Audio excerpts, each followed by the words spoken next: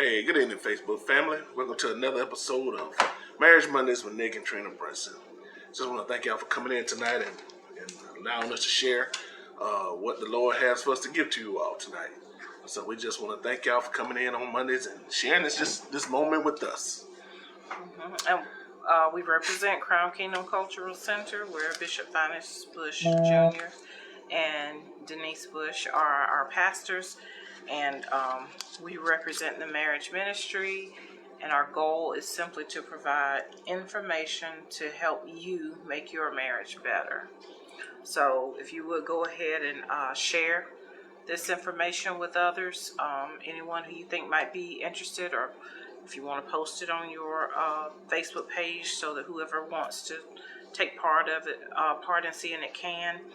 We just do ask that you help us in sharing this information and getting it out to as many people as those who want to hear it or to have this information. So tonight we are here and coming off the Thanksgiving holiday and just feeling thankful to have that time with our family and friends, and just to have this wonderful season that's upon us, and being able to share everything that we have to share, and just want to, we're full of cheer and joy this time of the year, and being able to just be with our family members. So with that said, we have a special topic tonight that we're going to talk about, and hopefully it will cause you to actually go back and think about and review what you said when you said "I do," which is a big commitment. It is. For 2 words. "I do" says a lot. So tonight we're going to talk about your marriage vows. Yeah, so the question is, what did you agree to? That's the question. I do or I will. What is it that you said that you will do or that you do agree to? And, the sad part about it is we were hard pressed to even get access to our marriage vows. Right. To find the video or look it up, or to go back and see what we actually said. And we weren't able to do that. So we thought that we probably aren't the only ones in that book. A lot of people probably kept up with the video a little better than we did. I'm sure we have it somewhere. Yeah, but between all the moves over the years, it's packed up. But those were important. They're important. Those marriage vows, that commitment that we made. And I think it's a good idea to keep it in front of you. Mm-hmm. So I wouldn't mind, even once we gain access to that, to just look at it. To write it out, or maybe even put it up somewhere in our house so that it's visible to us, so that we are reminded daily of what we committed to. Mm-hmm. And tonight's message has a 2-part message.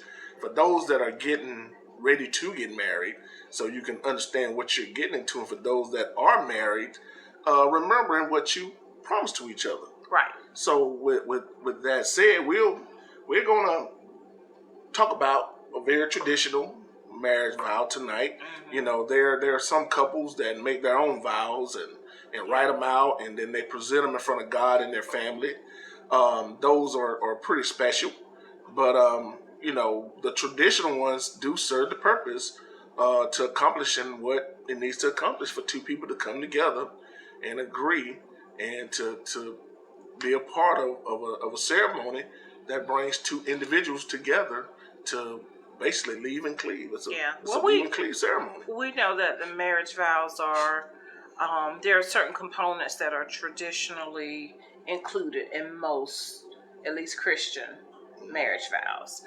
So that's what we're going to look at tonight, is those basic components of traditional marriage vows. And most of our audience, we assume, are Christian based, because we of course represent a Christian ministry, and that believes in faith that is founded upon Christ. So that's what we chose to focus on. Right. It's those vows that are those words that are commonly found in basic Christian vows. So now we know to get married, the vows are traditionally a part of the ceremony, but they're not required. Mm-mm. They're not. They're not required for you to be married. It is good to have those vows and that commitment to at least gives you some idea of what marriage is about and what you have to look forward to, what you are committing to, because we know that marriage is not to be taken lightly. That it should be done with care and with caution,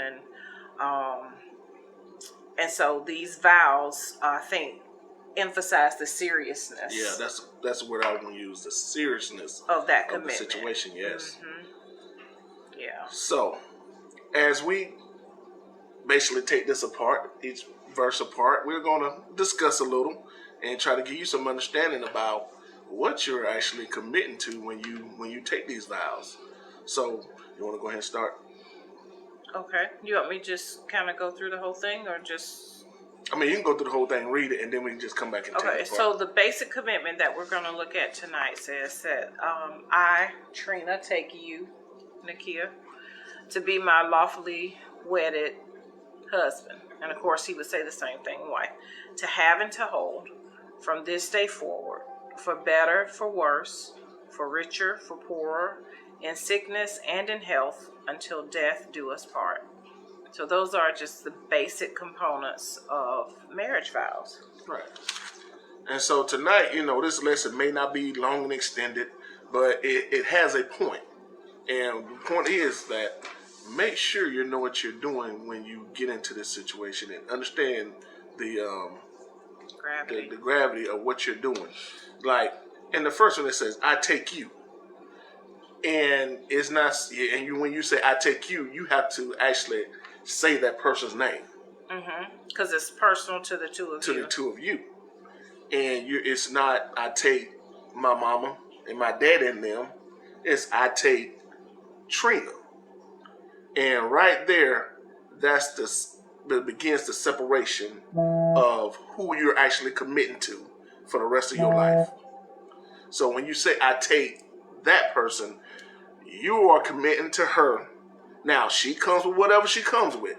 Of course, she comes with the family and all that, but she is first above all else at that point. Okay? All other people? All other people, yes. I would like to point out too that the wording in that "I take you," really I believe that to mean that I accept you. Take, can have various meanings, but I believe that to be that I accept you. And really, when you're talking about accepting someone, it does come with all the good, the bad, the ugly that person brings. And so once you get into the marriage, and because very often dating, I've heard people say that, the representative of that person shows up. They put forth their best image of themselves, or, the part of them that they want other people to be attracted to. But, when you get married, that mask comes off sooner or later. You can only keep up, if you hadn't been true to who you are, or if you have not allowed your spouse to see who you truly are. That will come out at some point. Sooner or later, it will become evident who you really are. And when you take that marriage vow, you're saying that I accept you as my husband or as my wife. And whatever that person brings is what you're choosing to accept. So during the course of dating, it's very wise for you to be as sure as you can be that you know who this person is beyond their representative. That you understand what that person is like when they're upset. You understand what that person is like when they're under pressure, when they have deadlines and stress, or when they are in a position that they feel they're going to lose something important to them. What are they like when they actually have disappointment or failures in their life? You need to know who that person is, how they respond in those situations before you make a decision to accept that person and all that they are. Right. So, moving on to the next part of that is to have and to hold. To have and to hold. What does that actually mean? To have and to hold, to have means to receive without reservation the total self-gift of the other. It is not a statement of ownership, but rather a promise of unconditional acceptance. That's what it means to have and to hold. To have and hold don't mean I just take her and she's just mine. She is willingly allowing herself to be my wife, for me to be a part of her life. And the same as with me. This is something. This is an agreement. Mm-hmm. This is something that we have done together. So when I need somebody, she should be the first one I go to. To hold. To hold. When I need a favor, I should be able to go to her, because we are the first people that we should come to when we need something, when there's a need, or to talk. Now, we can do that for each other. I'm sure there should be some communication. Well, I can't help you, but I don't know anything about that. Then you can go somewhere else. But to have and to hold is not ownership. It's the self gift I'm giving to her to be a part of our lives together. So you're saying partnership?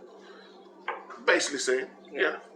Because I know we've talked about friendship before, and it's healthy to have friends for various parts of your life, but none of those friendships should supersede your partnership with your spouse. Right. And so that's what you have vowed to, is that this is your person to have and to hold. This is the person closest to you. This is the person you're intimate with on various levels. So that is part of the commitment that you're making. You might not think about it before you go down the aisle, but that is what you verbally agree to when you choose to marry a person. You're having them, accepting them in that capacity in your life. No one else has that position in your life that you're giving to your spouse. And you are moving into a position in your spouse's life that you were not in that position yesterday. No. And that goes into the second part of that statement, which is to have and to hold from this day forward. So the day that you get married, you are marking that things are different. Things are changing. We're elevating our relationship to another level. Yesterday we were not married. Today we are. An hour ago. An hour before the marriage. Right. You were not at that level. But when you, like she said, it's a good point, when you say from this day forward, or this moment, mm-hmm. when this is being read and you commit to I do, then that's the step. That's it right there. And you've actually committed to the other person at that point. All right? Going on. For better, for worse. Pretty self-explanatory, don't you think? Well, I don't know. And I said that to see if you were going to agree with it. Yeah, I don't think it's self-explanatory. It's not self-explanatory. Yeah. Better for worse is not self-explanatory. When you say for better or for worse, and you're thinking, well, all the days are going to be good and all the days are going to be bad. Only going to get better. And you don't know what each day going to bring. You just don't have a clue. Trials and tribulations will come. And when you say for better or for worse, it covers a multitude of things. But you got to be ready somehow for those multitude of things. That comes in things like what we're doing right now, listening to these Monday night shows, so it'll prepare you for what may come. And then, go ahead. Well, for better, for worse, I mean, nobody could have predicted this pandemic. This has been for worse for a lot of people. Nobody could have predicted all the deaths that have happened over, the past year or two, and the response that we've had, the loss of jobs, the sickness, prolonged sickness for some people. Nobody could have predicted that. And so your commitment for better or for worse means that in light of the fact that nobody knows exactly what the future holds, we don't know exactly what our journey is going to be. It may be good. We're going to have plans to go forward and be great and build our home. We have great plans for things to get better. We only expect for things to get better. But during the course of that getting better, sometimes there are setbacks, there are disappointments, there are losses. Nobody expects that they might have a miscarriage. Nobody expects that you might, your home might get flooded. Nobody expects these things. But those, you are signing on to be married to this person and to stay committed even through hard trials that may come. Yeah, committed and connected. Right. And so your home flooding and you losing everything that you have is not a reason for you to pull away from your marriage commitment. You're signing on for better or for worse. There are reasons for a marriage commitment to end, but hard times is not one of them. You learn to go, you have to know that you're committed to sticking together even through those tough times. There's so much that you cannot plan for, but you're choosing to take a vow and choosing to stay committed and in partnership with your spouse. You're saying even beyond those things that are worse that can come our way. And sometimes good times can pull people apart if they allow it. Some people, having money and success can be the worst thing for them if they don't know how to handle it and if they're not committed, if your marriage commitment is not truly for even in light of those changes that may occur when better comes about, if you're not prepared for it. Yeah, so you have to stay committed through connected and committed. I like that word, connected and committed through good times and tough times, because everybody's gonna have them. You're gonna have good times and you're gonna have some tough times. If you hadn't had any tough times and it's been all good, just keep on living. Yeah, just day to day, baby. Keep on living, like the old folks used to say. There was a lot of wisdom. Keep on living, baby.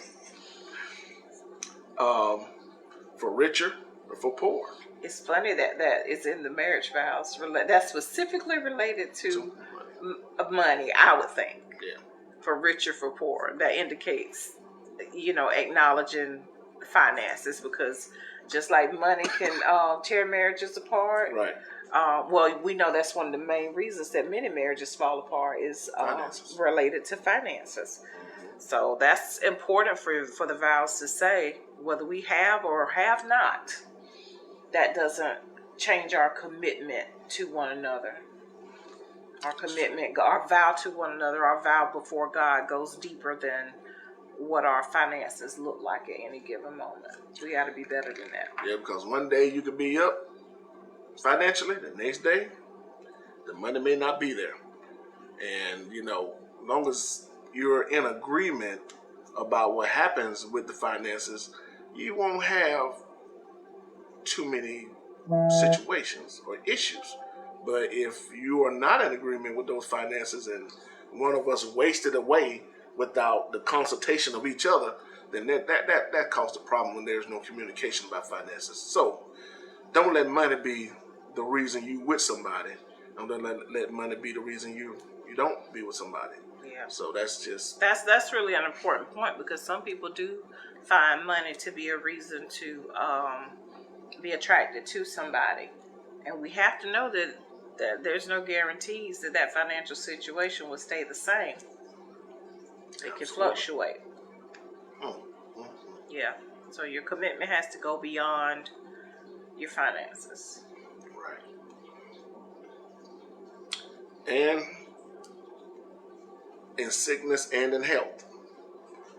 Very important in today's times that you understand what that means. Because one thing, I got a story to tell. When I was deciding whether I was gonna still be a part of coaching football and being in that career, I guess you could say. And I was spending a whole lot of time coaching football and just being a part of that lifestyle of being a coach and being out there and Friday, Sunday through Friday, you're on a football field doing something. But I asked myself, if I got sick and became incapacitated, who's going to be there for me? Who's going to be there to help Nick get through his day to day? And the only person I could come up with was my wife and my girls. Why did that thought come to you? Because I was spending a whole bunch of time away from you all, and it was trying on the marriage at the time, and it made it real simple to me that if I got sick, I knew who was going to be there for me. It wasn't going to be those football players. It wasn't going to be those parents of the football players. It wasn't going to be the coaches, the other coaches that are their wives. It was going to be my wife and my children. So in that thought, I actually went back to the marriage vows. And it came up. I mean, we've never had this conversation, these little thoughts that I have. This is new to me. Yeah. But in my marriage vow, in sickness and health, if I got sick, who gonna be there to take care of me? Because it'll be nothing for me if she got sick for me to drop it. There's no question that I would pull back and get and help her as much as I could. And then I thought about, she'll do the same for me. So, this career is not more important than who she is to me. And that was young in our marriage when I went through that, probably 10 years ago, maybe 10, 15 years ago. I don't know when you had this. This is I'm just saying. me. I'm just saying. About 10, 15 years ago. So that's that was just my little story on that. Learning how to understand that the importance of those marriage vows, because that came back to me when I was going through a tough time in our marriage. So just want to put that out there. And a lot of people don't encounter sickness until they get older. Right. But some people encounter it even during their youth. And that's when that test really comes up. As in, what happens when I'm sick and I can't work? And then more of the burden falls on the person, the other spouse who thought they had your help. And it's not that you're not pulling your weight. It's that this is something you all have to go through together, this sickness. And so it can be random. You can't always know when you marry somebody that they'll have health issues. You don't know. You might not know. I mean, some people you might know if they have a pattern, or if that's just part of the life they live, to where they frequently deal with sickness. But you don't always know how things are going to turn that way. And that can't be, that alone can't be a deal breaker. When you've chosen that that's part of your marriage vow, is that you're there through sickness and in health. So, I mean, that's a tough one. That'll test your commitment. It does, and it will. And then the last one. And to death do us part. That right there is such an ending. So, at the end of this thing, basically what this says to me is the only thing that should separate y'all two is death, if you commit fully to the vows that we've read here. Right. And, once that transition happens, that's the thing that separates you from each other. There's really no more commitment to each other after one of y'all die. I mean, you still got the memories, you still got the life y'all built together. Well, the emotional connection, it takes all that. time. Yeah. But as far as anything else, that's pretty much it. I think it's interesting that the marriage vow doesn't include anything about fidelity. Like, it doesn't just outright say, that I commit to, only you, to only have and hold you and not other. I know it's understood, and we know that's what it is. But I just find it interesting that that's not a part of the marriage vow. I guess you could have it added in if you wanted to, but that's a pretty big part of marriage, is the fact that the leave and cleave concept, right. And also, the fact that you are choosing that this is your only partner in this way. Nobody else has that level, should be brought up to that level in your life. So I think the marriage vows could stand some revision a little bit. I mean, what's in there is good, but there's more. Because, the marriage vows can be individualized. Right. That may be something for those that are in the process of getting engaged and getting married. You may actually want to do your own marriage vows and put the stuff in it that y'all agree with. That's true. With each other. I think if we were to ever do any type of what's it called, like a vow renewal or something like that, I think I would prefer that we would write our own vows, because I mean, at this point we know what we're committing to. I think we're a lot more cognizant now than we were 22 years ago, when we were basically just reciting what was said. Yeah, because if I'd had to remember something that day on my own, I don't know if I could have done it. It was such a... I don't know, you was having a good time. You didn't seem too nervous to me. Well, that was that cool, calm Nick that was in the building. That was your representative. Yes, sir. He was there. Yeah. And I just remember that day as... We had did so much preparation before that day. There was not much room for nervousness. But I I don't think I could have remembered the vows if I'd had to. I don't think I'd had to have that piece of paper with me. Yeah. And to read it off. I think we dated for a while, all through college. Literally all through college, because we met like fall of our freshman year and started dating maybe that spring. Yeah, we started dating May of the spring. Yeah, that spring of our freshman year. So we dated, I mean, literally all through college. And so I feel like it was just a natural progression, or a natural next step for us. And we did a lot of very intentional preparation. Once we were engaged, I think we both took it very seriously. Right. And did the work so that the ceremony, I don't remember feeling nervous either. I felt pretty comfortable. So I don't know if that's normal or not, but it worked out for us. Yeah. We didn't know what we were signing up for, though. Well, I think if I'd had to remember some wedding vows, that'd have made my dad a little bit more nervous. Maybe so. I'm pretty sure it would have. But like you said, it was something that we recited. Like I said, even when we were going through some trouble in our marriage, this came back to me.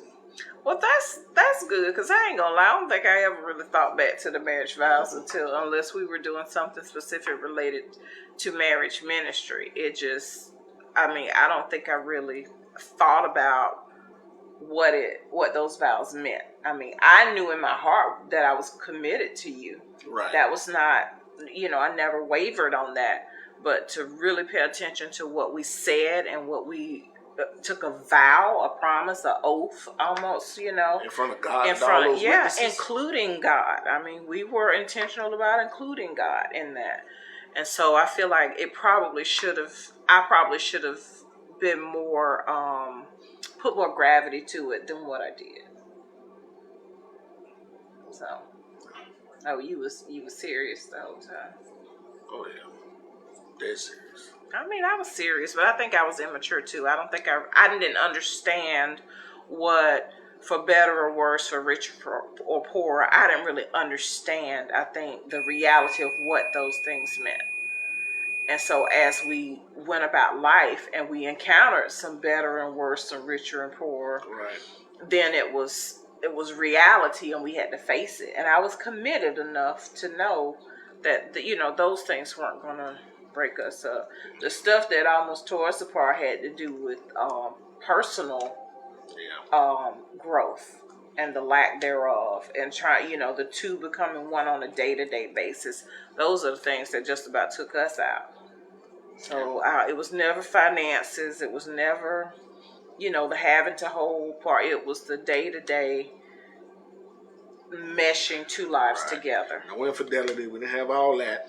But we did have some issues because we were what I learned about us, that we were two very independent people. Right. When we knew we were independently strong, Right. but we were independently strong apart.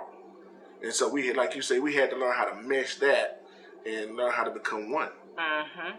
Yeah. So, and that was the hardest thing we had to do. Mm-hmm. And that's what we had to learn that's where we had to learn some skills. And it took people outside of us. And it's funny that the very thing that attracts you, and I hear Bishop Bush say this, and I hear other people say it too, the very thing that attracts you to the person becomes the biggest obstacle between the two of you. Like, oh, I like how determined he is, and that turns into, oh, he's so stubborn. Yeah, we've had a lesson on that. We've talked about that. We've had a lot with that, and that goes both ways. I think both of us are determined, Mm-hmm. and which can equally be the other side of that coin is stubborn, and I think we both are guilty of that. And so that's something that personal growth has called us to have a need to learn to be more accommodating, right, and learn to be more flexible, not so rigid.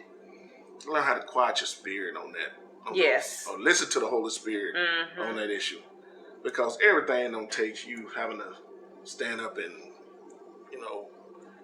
flex your muscle to see how strong you are. Every situation don't take that, especially when you're dealing with your spouse. It's just not necessary. Yeah. So it's been a lot of growth over here. yeah. A lot of head bumping too. But I think that's it. That's all we have for you tonight. We just thought it was interesting to, for us, we kind of talked about that, our marriage vows, and like, what did we say? What did we agree to? And so we decided to take a closer look and just wanted to share that with you all. So hopefully that will be inspirational to you. And for those of you who are not married and maybe even considering going that route in the future, we encourage you to recognize the gravity of that vow, and to take that seriously even through the dating process, making sure that, as you're learning this other person, that you're learning who they really are, because you have to accept them as they are. And people, no one alive will marry a perfect human. It's just not going to happen. Nobody is perfect. That just doesn't exist. Nope, the fairy tale does not exist. Yeah, so we're the closest thing to perfect is allowing the blood of Jesus to cover you, to be a child of God, and to walk in that covering. Because love, what is it? Perfect love cast out all fear. Is that the right thing I'm trying to say? So, and love, it's love that love covers multitude of sin as well. So that's what it boils down to, is that love, what's that term? Love conquers all. Mm-hmm. So there's much to be said for that. Having love at the core of that relationship, and making sure that that you both give place to God individually and together as a couple. That's really the only way I know to make it. I know that's the only thing we've had to help us survive. You good? Mm-hmm. All right. With that said, good people, from the lady and the coach, we love y'all. Good night. I'll reach it because the camera's on your side.